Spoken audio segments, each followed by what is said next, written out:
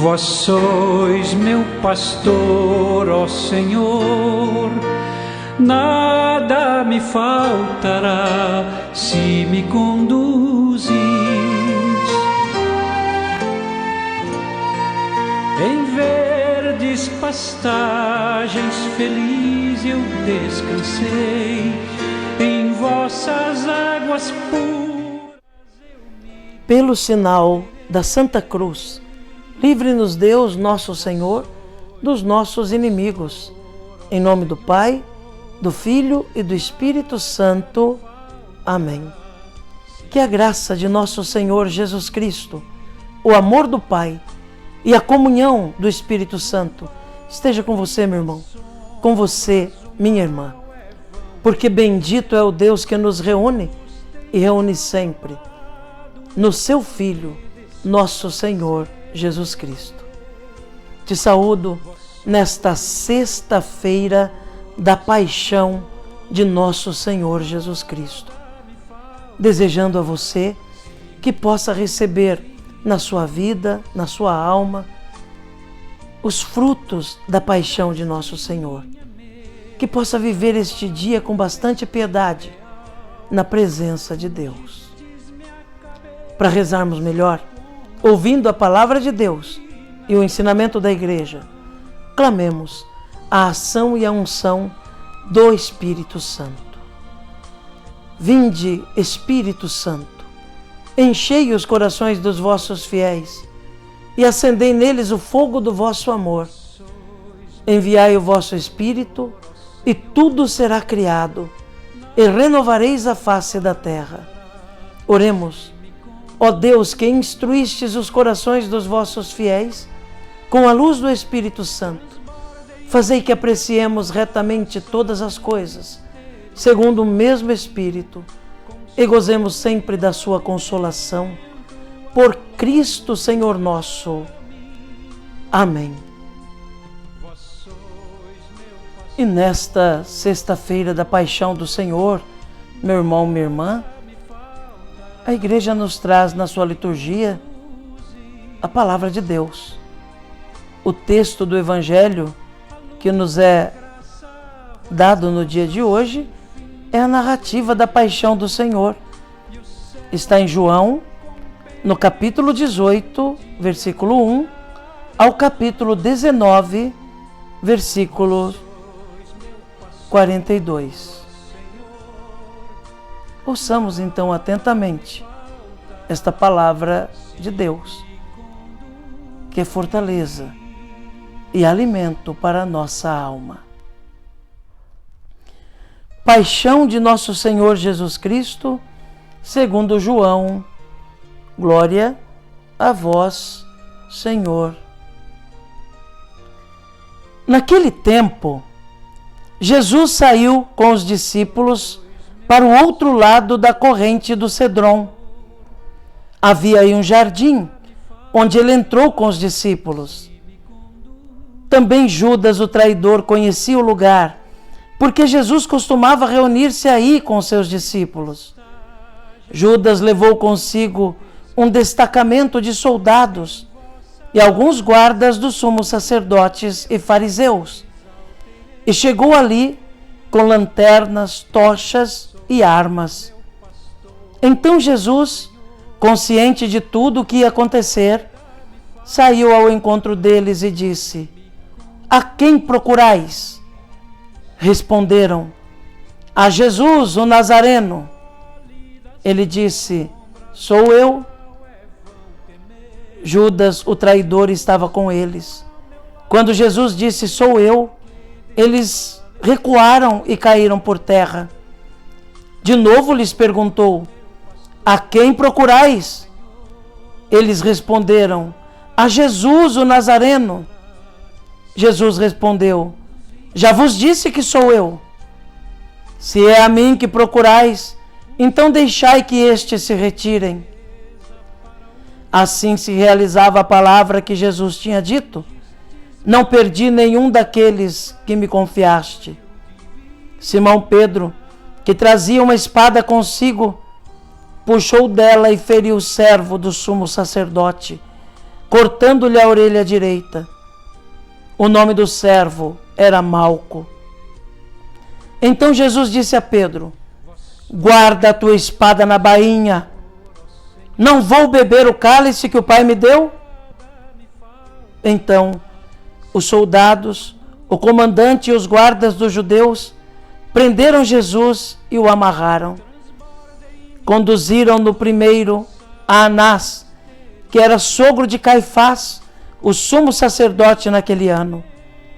Foi Caifás que deu aos judeus o conselho: é preferível que um só morra pelo povo. Simão Pedro e um outro discípulo seguiam Jesus. Esse discípulo era conhecido do sumo sacerdote e entrou com Jesus no pátio do sumo sacerdote. Pedro ficou fora, perto da porta. Então o outro discípulo, que era conhecido do sumo sacerdote, saiu, conversou com a encarregada da porta e levou Pedro para dentro. A criada que guardava a porta disse a Pedro: não pertences também tu aos discípulos desse homem? Ele respondeu: não. Os empregados e os guardas fizeram uma fogueira e estavam se aquecendo, pois fazia frio. Pedro ficou com eles, aquecendo-se. Entretanto, o sumo sacerdote interrogou Jesus a respeito de seus discípulos e de seu ensinamento. Jesus lhe respondeu: eu falei às claras ao mundo. Ensinei sempre na sinagoga e no templo, onde todos os judeus se reúnem. Nada falei às escondidas. Por que me interrogas? Pergunta aos que ouviram o que falei. Eles sabem o que eu disse. Quando Jesus falou isso, um dos guardas que ali estava deu-lhe uma bofetada, dizendo: é assim que respondes ao sumo sacerdote? Jesus respondeu-lhe: se respondi mal, mostra-me em quê? Mas se falei bem, por que me bates? Então Anás enviou Jesus, amarrado, para Caifás, o sumo sacerdote. Simão Pedro continuava lá, em pé, aquecendo-se. Disseram-lhe: não és tu também um dos discípulos dele? Pedro negou: não. Então um dos empregados do sumo sacerdote, parente daquele a quem Pedro tinha cortado a orelha, disse: será que eu não te vi no jardim com ele? Novamente Pedro negou. E na mesma hora o galo cantou. De Caifás levaram Jesus ao palácio do governador. Era de manhã cedo. Eles mesmos não entraram no palácio, para não ficarem impuros e poderem comer a Páscoa. Então Pilatos saiu ao encontro deles e disse: que acusação apresentais contra este homem? Eles responderam: se não fosse malfeitor, não o teríamos entregue a ti. Pilatos disse: tomai-o vós mesmos e julgai-o de acordo com a vossa lei. Os judeus lhe responderam: nós não podemos condenar ninguém à morte. Assim se realizava o que Jesus tinha dito, significando de que morte havia de morrer. Então Pilatos entrou de novo no palácio, chamou Jesus e perguntou-lhe: tu és o rei dos judeus?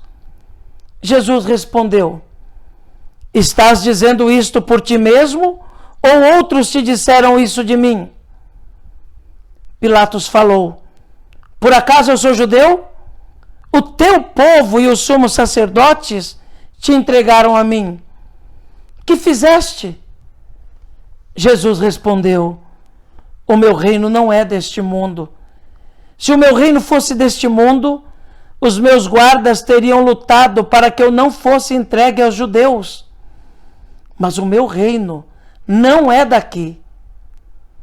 Pilatos disse a Jesus: Então tu és rei. Jesus respondeu: tu o dizes, eu sou rei. Eu nasci e vim ao mundo para isto, para dar testemunho da verdade. Todo aquele que é da verdade escuta a minha voz.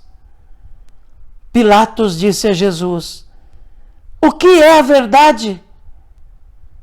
Ao dizer isso, Pilatos saiu ao encontro dos judeus e disse-lhes: eu não encontro nenhuma culpa nele, mas existe entre vós um costume, que pela Páscoa eu vos solte um preso.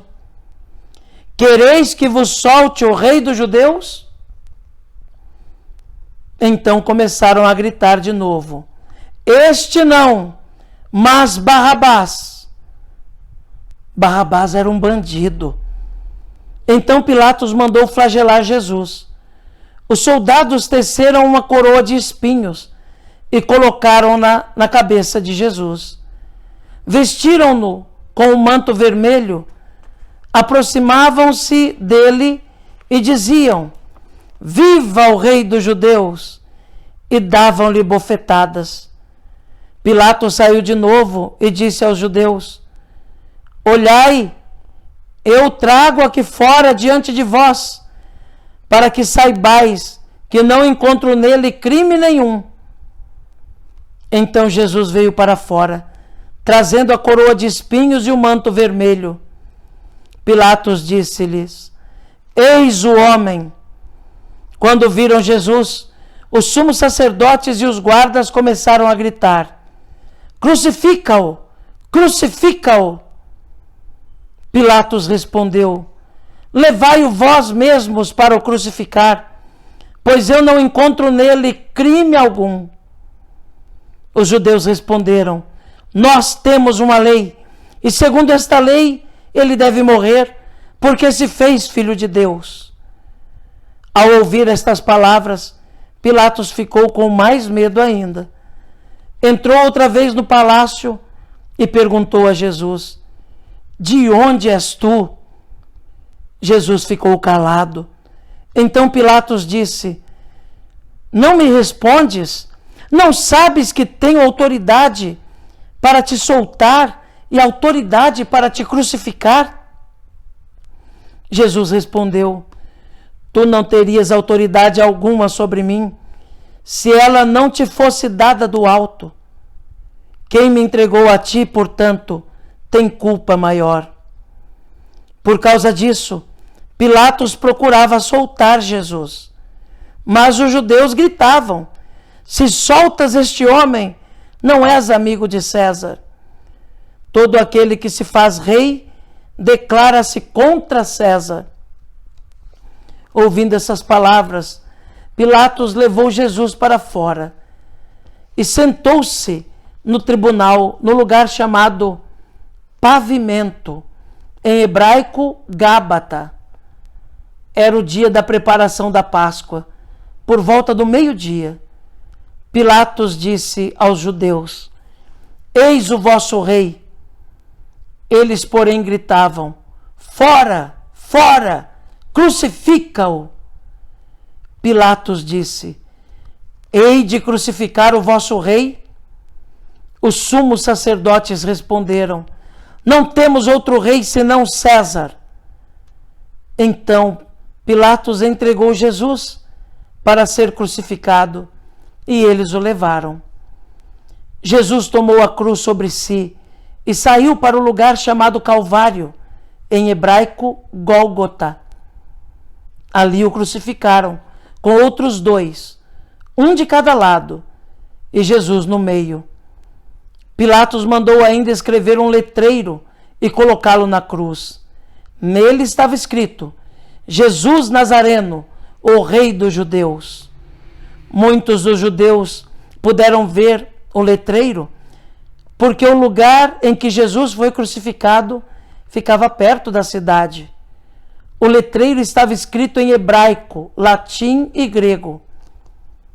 Então, os sumos sacerdotes dos judeus disseram a Pilatos: não escreva o Rei dos Judeus, mas sim o que ele disse. eu sou o rei dos judeus. Pilatos respondeu: o que escrevi está escrito. Depois que crucificaram Jesus, os soldados repartiram a sua roupa em 4 partes, uma parte para cada soldado. Quanto à túnica, esta era tecida sem costura, em peça única, de alto a baixo. Disseram então entre si: não vamos dividir a túnica, tiremos a sorte para ver de quem será. Assim se cumpria a escritura que diz: repartiram entre si as minhas vestes e lançaram sorte sobre a minha túnica. Assim procederam os soldados. Perto da cruz de Jesus estava de pé a sua mãe, a irmã de sua mãe, Maria de Cleofas, e Maria Madalena. Jesus, ao ver a sua mãe e ao lado dela o discípulo que ele amava, disse à mãe: mulher, este é o teu filho. Depois disse ao discípulo: esta é a tua mãe. Daquela hora em diante, o discípulo a acolheu consigo. Depois disso, Jesus, sabendo que tudo estava consumado e para que a escritura se cumprisse até o fim, disse: tenho sede. Havia ali uma jarra cheia de vinagre. Amarraram uma vara, uma esponja embebida de vinagre e levaram-na à boca de Jesus. Ele tomou o vinagre e disse: tudo está consumado. E, inclinando a cabeça, entregou o Espírito. Era o dia da preparação para a Páscoa. Os judeus queriam evitar que os corpos ficassem na cruz durante o sábado, porque aquele sábado era dia de festa solene. Então pediram a Pilatos que mandasse quebrar as pernas dos crucificados e os tirasse da cruz. Os soldados foram e quebraram as pernas de um e depois do outro, que foram crucificados com Jesus. Ao se aproximarem de Jesus e vendo que já estava morto, não lhe quebraram as pernas, mas um soldado abriu-lhe o lado com a lança e logo saiu sangue e água. Aquele que viu dá testemunho, e seu testemunho é verdadeiro. E ele sabe que fala a verdade, para que vós também acrediteis. Isso aconteceu para que se cumprisse a escritura que diz: não quebrarão nenhum dos seus ossos. E outra escritura ainda diz: olharão para aquele que traspassaram. Depois disso, José de Arimateia, que era discípulo de Jesus, mas às escondidas por medo dos judeus, pediu a Pilatos para tirar o corpo de Jesus. Pilatos consentiu. Então José veio tirar o corpo de Jesus. Chegou também Nicodemos, o mesmo que antes tinha ido de noite encontrar-se com Jesus. Trouxe uns 30 quilos de perfume, feito de mirra e aloés. Então tomaram o corpo de Jesus e envolveram-no com os aromas em faixas de linho, como os judeus costumam sepultar. No lugar onde Jesus foi crucificado, havia um jardim, e no jardim um túmulo novo, onde ainda ninguém tinha sido sepultado. Por causa da preparação da Páscoa, e como o túmulo estava perto, foi ali que colocaram Jesus. Palavra da salvação. Glória a vós, Senhor. Que pela palavra do Santo Evangelho sejam perdoados os nossos pecados. Amém. Meu irmão, minha irmã, hoje nós celebramos o dia que Jesus se ofereceu como pagamento por nossos pecados. O dia em que Jesus submeteu-se totalmente nas mãos dos homens e deixou-se matar para nos oferecer a vida que realmente interessa. Jesus foi colocado na cruz. Depois de todo aquele sofrimento prévio, de humilhação, foi colocado sobre o madeiro da cruz. A cruz era aquele objeto de maldição.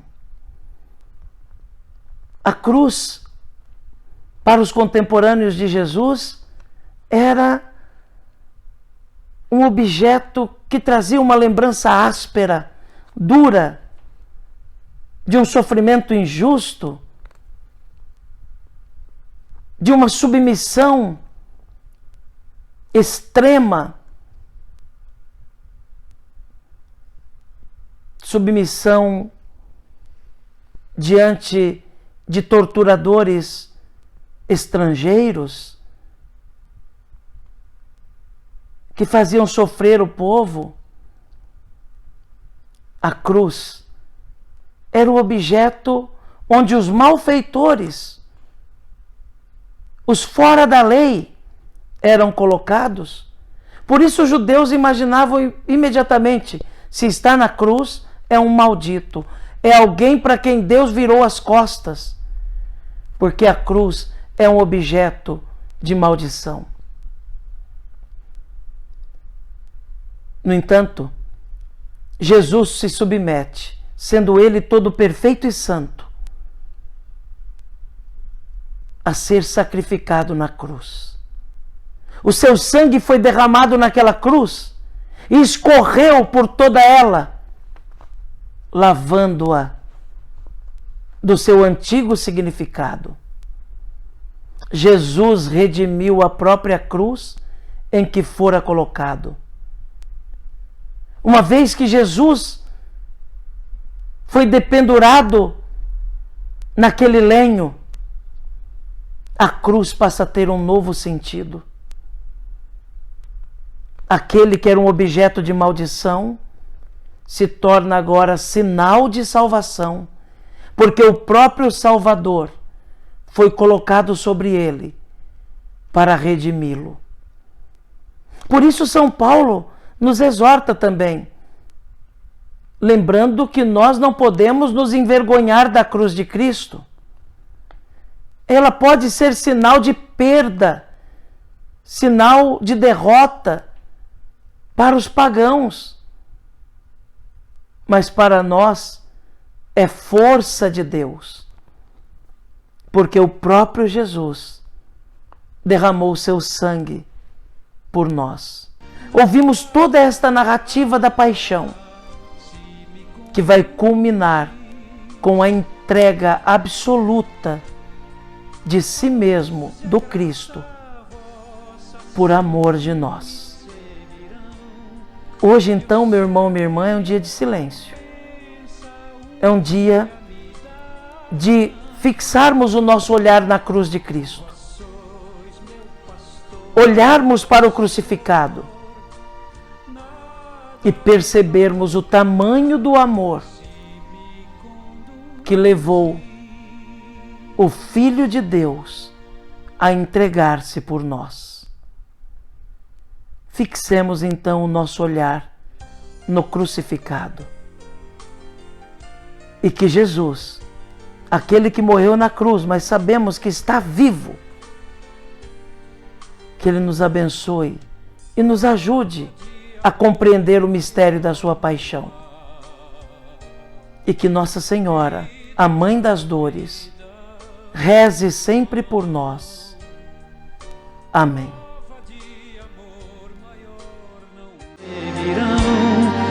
E o céu em recompensa